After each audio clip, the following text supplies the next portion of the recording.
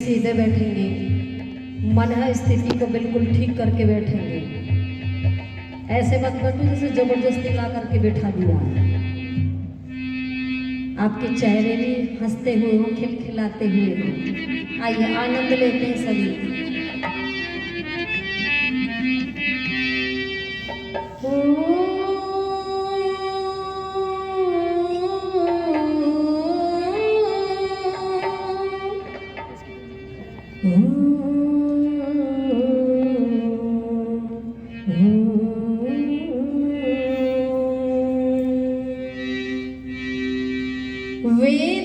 वेदाहमेतं पुरुषं महन्तम् आदित्यवर्णं तमसः परस्तात् तमेव विदित्वाति मृत्योर्मेति नान्यः पन्था विदति अनाय नान्यः पन्था विदति अनाय। हे प्रभु तेरी कला का रंग निराला छा रहा, कौन वर्णन कर सकेगा। देख दिल चकरा रहा, देख दिल चकरा रहा। ओम शांति शांति शांति।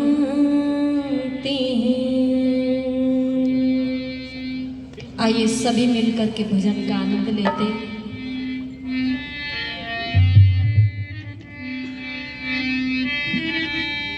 जिस घर में मात पिता का हो, जिस घर में मात पिता का सम्मान होता है, उस घर में सुखों का सभी सामान होता है।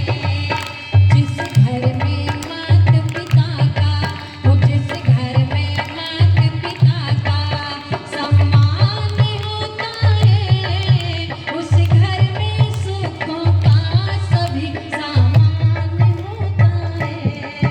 जिस घर में मात पिता का हो, जिस घर में मात पिता का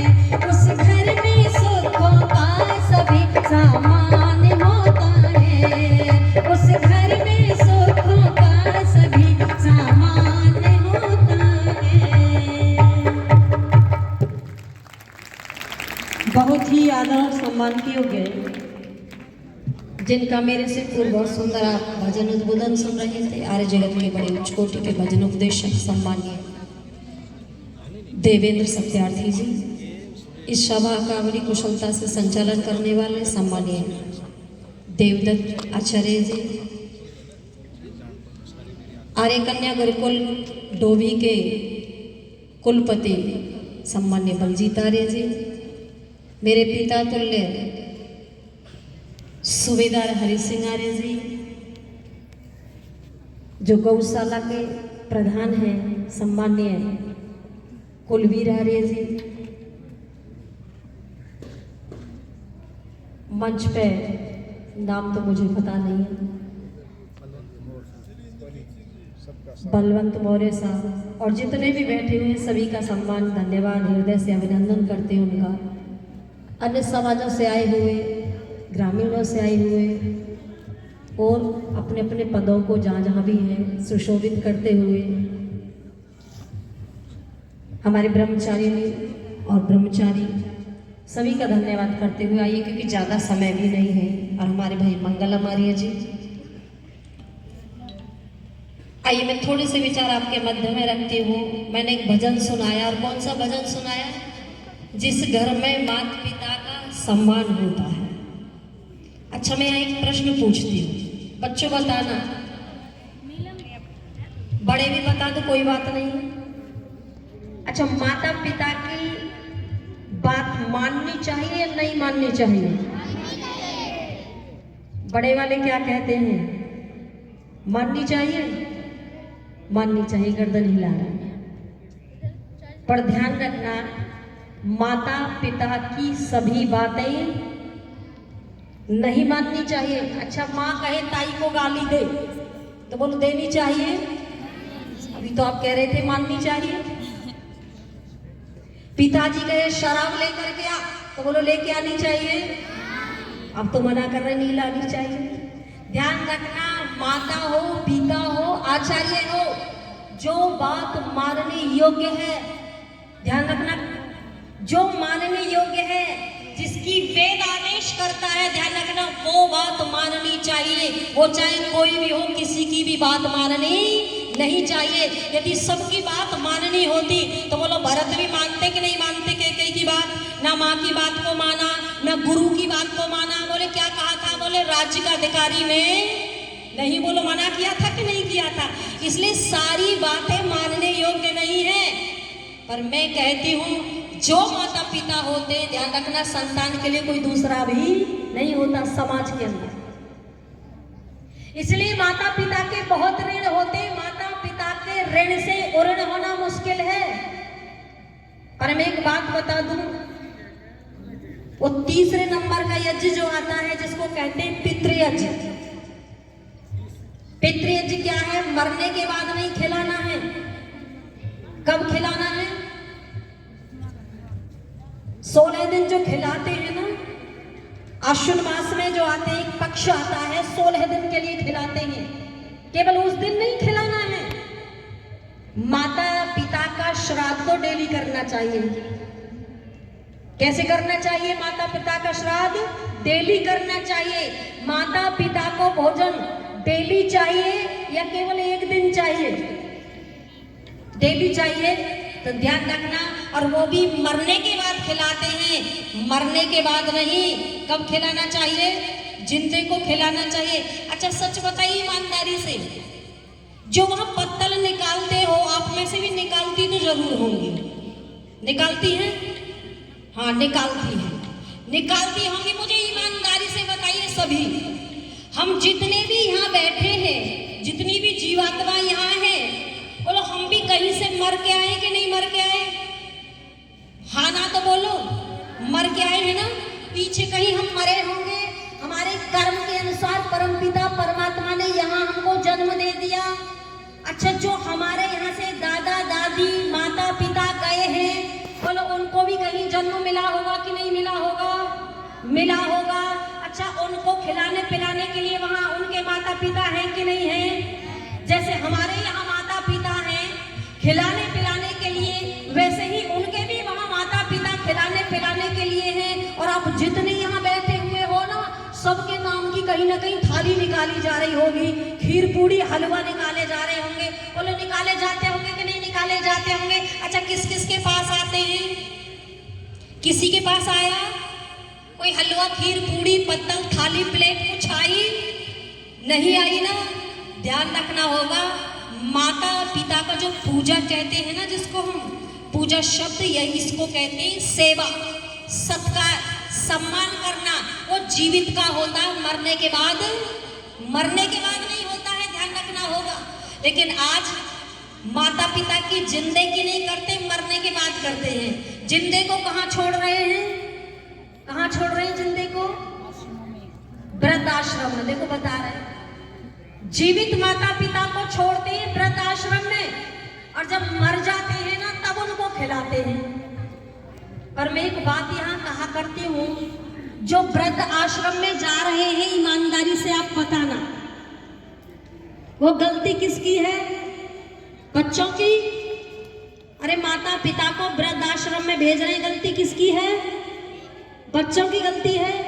पर मैं कहा करती हूँ, बच्चों की गलती नहीं है। किसकी गलती है? माता पिता की गलती है। कैसे गलती है? अच्छा ध्यान देना, आपने देखा होगा जब बच्चा छोटा होता है, माताओं को मालूम है, जब बच्चा छोटा होता, बोलो उसे किसकी आवश्यकता होती है?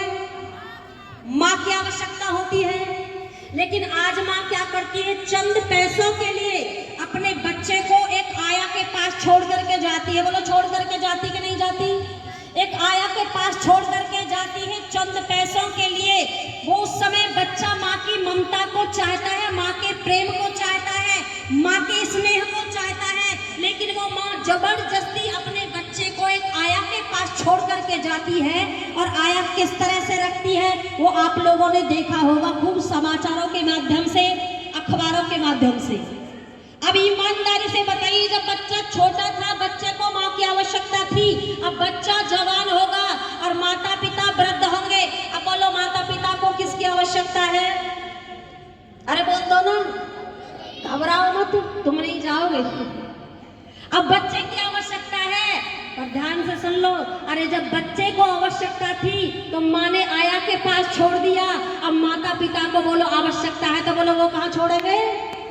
छोड़ेंगे कि नहीं छोड़ेंगे? ये उन्हीं के माता पिता हैं, ये साधारण लोगों के नहीं है, ये उन्हीं के माता पिता हैं जो वृद्ध आश्रम के अंदर हैं। इसलिए ध्यान रखना होगा। कई बार कहते हैं बच्चे बिगड़ गए हैं, पर मैं कहा करती हूँ बच्चे नहीं बिगड़ गए, माता पिता बिगड़ गए हैं, ये उन्हीं की संतान है। आइए मैं चंद पंक्ति आपके बीच में रखती हूँ, लेकिन फिर भी मैं एक बात कहा करती हूँ, अरे माता पिता चाहे कैसे भी हो, लेकिन माता पिता का सम्मान सत्कार हमेशा करना चाहिए, उनको भोजन खिलाना चाहिए। लेकिन आज बोलो किसको खिलाया जाता है? जो खाती नहीं है। नवरात्रों में खूब खिलाते कि नहीं खिलाते हैं? उसको खिलाते हैं। जो खाती नहीं है उसको खिलाते हैं। जो नहाती नहीं है उसको नहलाते हैं। जो पहनती नहीं है जबरदस्ती उसको पहना रहे हैं। पहना रहे कि नहीं पहना रहे हैं? अरे उसके लिए तो सारी व्यवस्था हो रही है। आज तो मंदिरों के अंदर एसी भी लगे हुए हैं, कूलर भी लगे हुए हैं। लगे हुए कि नहीं लगे हुए? सब लगे हुए हैं। और आश्चर्य हो गया, इनके तो भगवान भी एक्सपायर हो जाते हैं और नए नए मॉडल चल जाते हैं। आज कौन सा चल रहा है भाई? आज लड्डू गोपाल चल रहे हैं। चल रहे कि नहीं? एक माँ ने पर्स खोला हुआ था,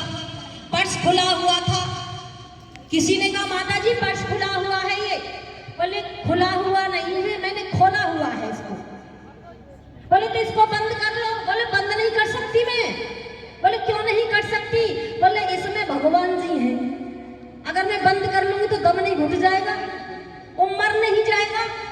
इसमें लड्डू गोपाल है। अरे जो सारी दुनिया को प्राण देने वाला है वो माँ के पर्स के अंदर बैठा हुआ है, माँ के पर्स के अंदर बैठा हुआ है। इसलिए बहुत सुंदर कहा है, ध्यान रखना मेरी माताओं। और चंद पंक्ति सुनो और फिर वाणी को विराम देकर क्या कहा है?